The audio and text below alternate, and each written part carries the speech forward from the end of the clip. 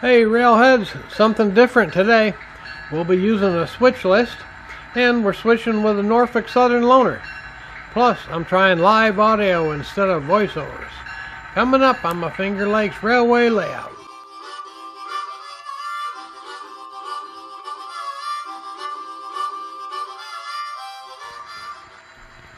So what's up with this NS loco? You know I always run my GE B23-7s in a nose-to-tail consist as per the prototype railroad that I model. And if you caught my last ops video, you recall I had one loco in the shop for motor work. Well, guess what? The other one died yesterday. Well, on the bright side, I should have my other one back in a week or so. But for now, we've got this leased GP60. Better than nothing, right? And we'll talk more about these motor failures in a few minutes. But first, we got to build our train here in the yard.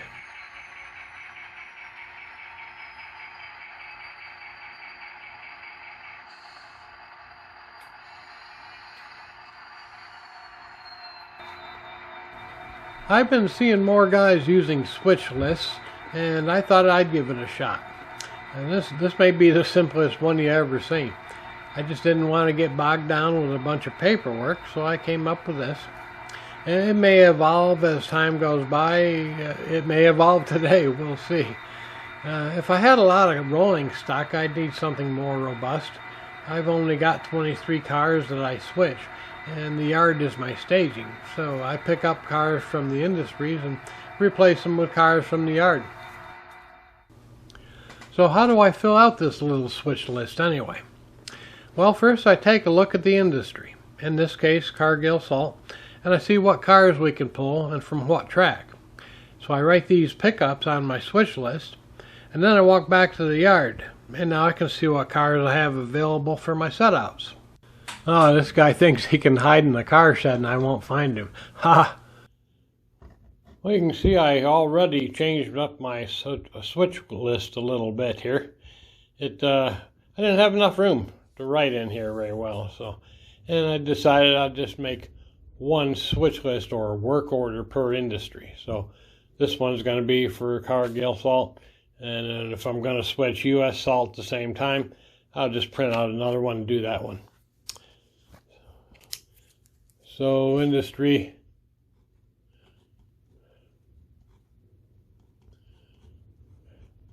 Cargill Salt.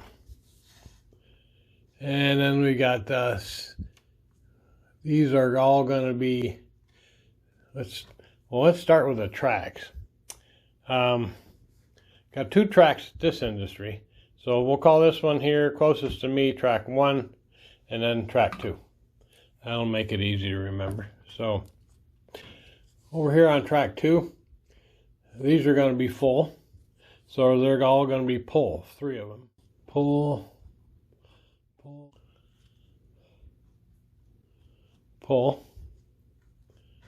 and they're all CLSX.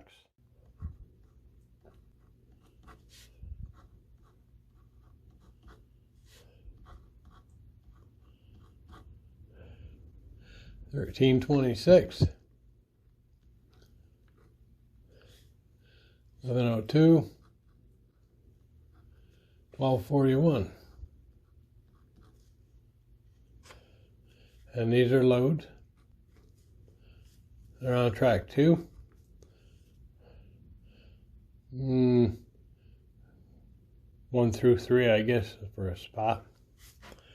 And now over here, track 2, we got 2 boxcars. So this is a potassium chloride track over here. So this will be the bulk salt, road salt. It's actually going to be table grade, I think.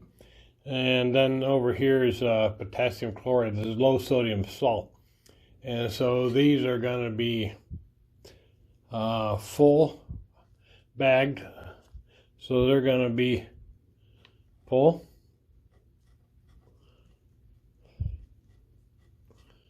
And we got SGLR 7255.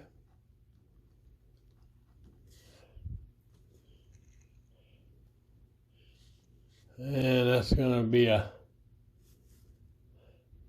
load on track 1, and it'll be spot, let's say this will be spot 1. See, to the right will be spot 1, and this will be spot 2. There's another SGLR.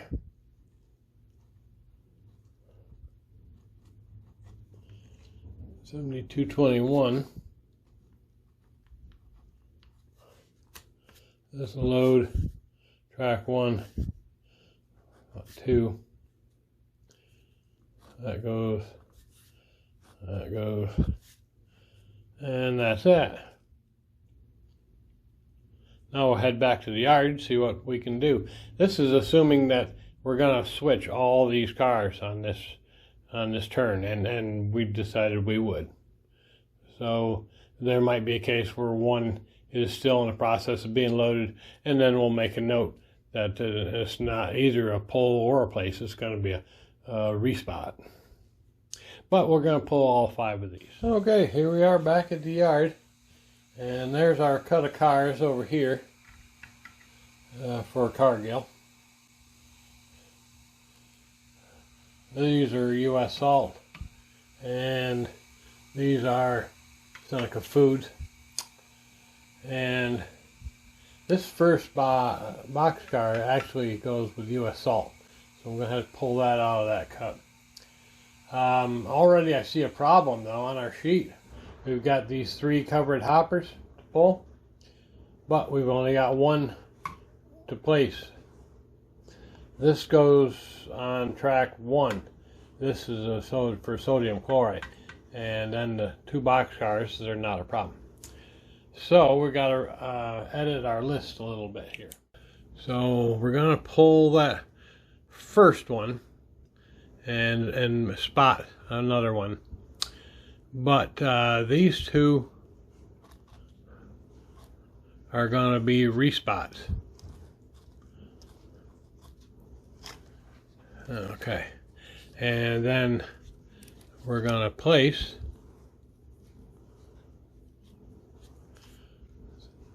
CLSX at 1323, which is empty. Going on track 2 and spot 1. Now I'll fill the rest of this out for my potash car and my 2 boxcars. Well, now that I think about it, this doesn't really even make sense. So what we're saying is we're going to leave these 2 loaded covered hoppers at the industry just because we don't have 2 empties to go in there? No, that doesn't figure. So, like I say, it's the first time I've used this switch list, so I'm figuring that out. So we're going to go back to the idea of pull these 2. Okay, and I got my rest of my sheet all figured out there, so let's see how this works from here. Let's see if we have to make any more changes. Okay, let's fire up the loco. This old GP60, it's one of the first locos I got, a 4-axle.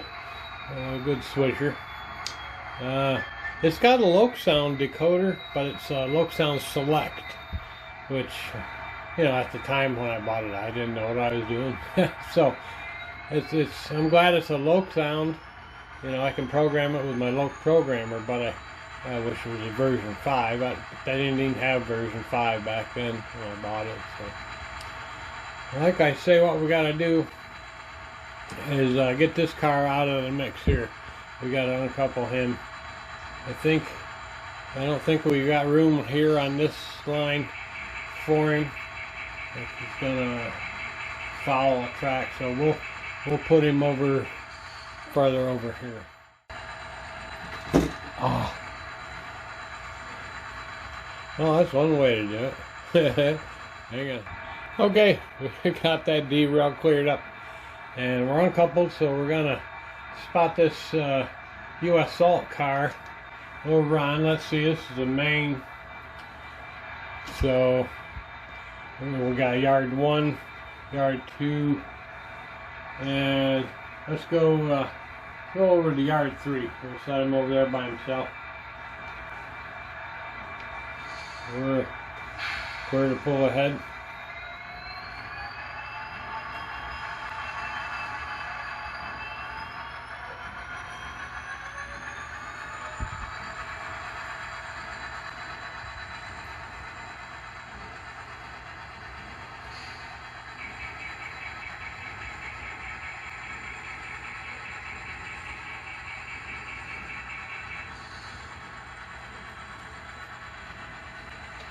Across the road here to clear the switch, and we can shove back.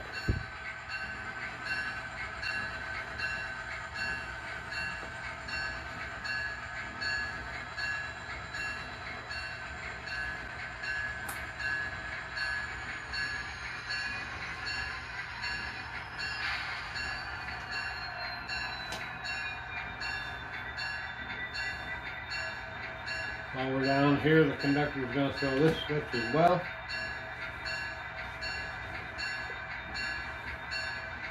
Got one more to throw once we get up there further, but we'll go ahead and shove back now.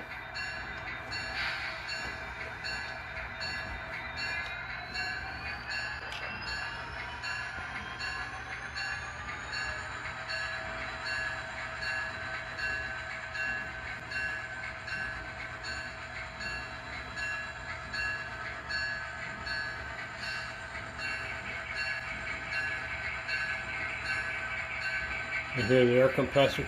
That's pretty cool. Just random.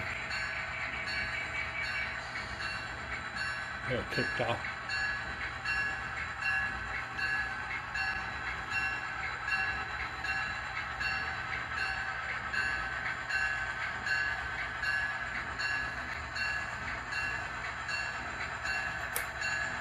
All right. Holder there.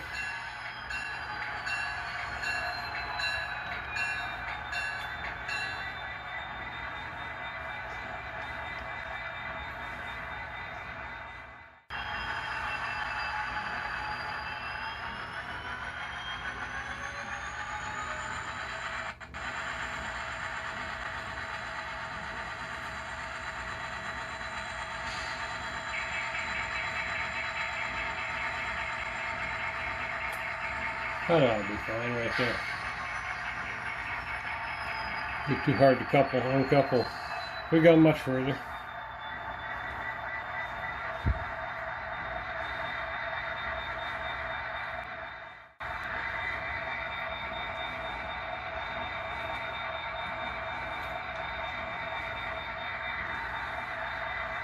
That one better.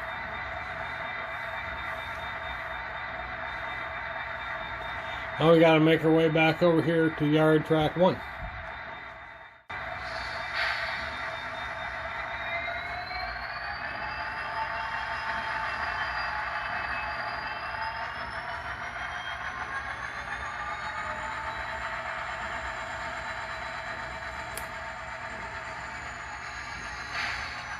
I'll stop here and let Leon line that switch back the way it was. Actually, it was set for the far track. We don't really need it set there, so let's just leave it that way. Go ahead and pull ahead.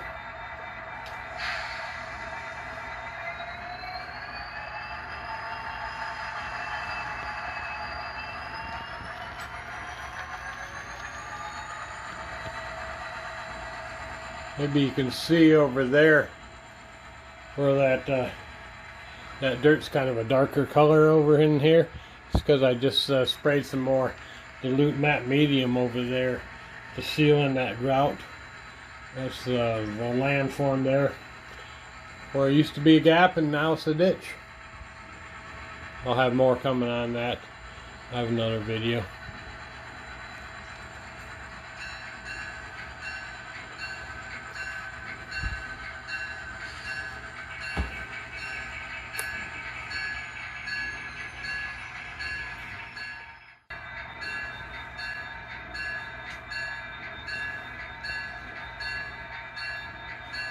lined up for yard track too.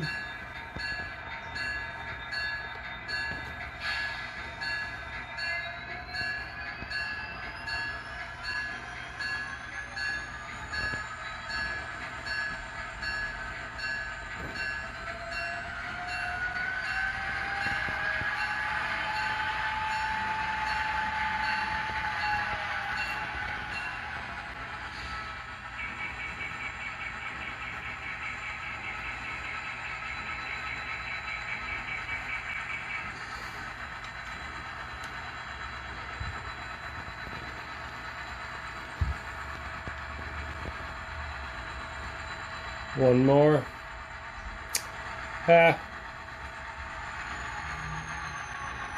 50, 20,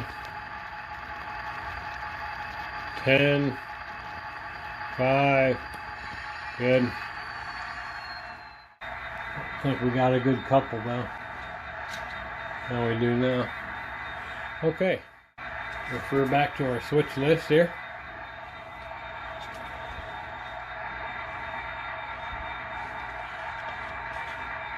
So we've got 3 cars to place. The CLSX, the Pod X, and the R box. So we're just going to leave that last yellow rail box car sitting here in the yard. Take those other 3. We're going to uncouple that guy.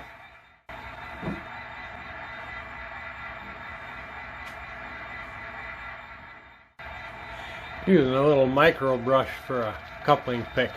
Seems to work good on these scale Cadies couplers.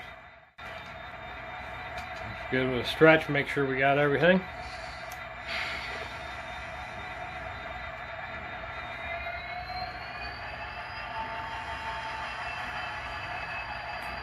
Yep, you're good.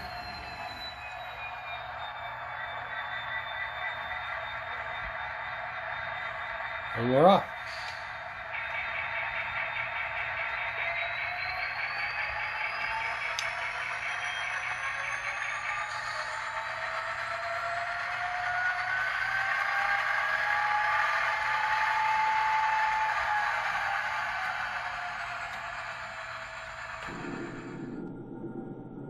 Uh-oh! Here's a little sneak preview of my ditch while we're here in the yard.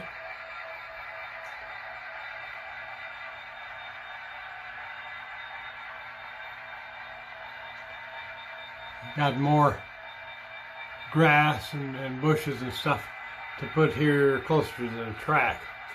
And you can see what looks like rocks. It's actually from the grout. It has some little hard pieces in it, and I was a little overzealous when I was sifting the grout, and they popped out of the strainer, and I thought, well, heck, they look good like rocks. I'll just leave them. So I think that's going to be good. Let's get this train moving. Head back out of here. Hey guys, we're approaching the 20-minute mark, so let's stop here for now. In part 2, we'll be making our setouts and pickups at Cargill Salt and hunting for our lost boxcar. I mean, here I am filming the train. I don't even notice we're missing a car. Wow. I think I need to go to conductor school or something. Hey, see you next time. Take care.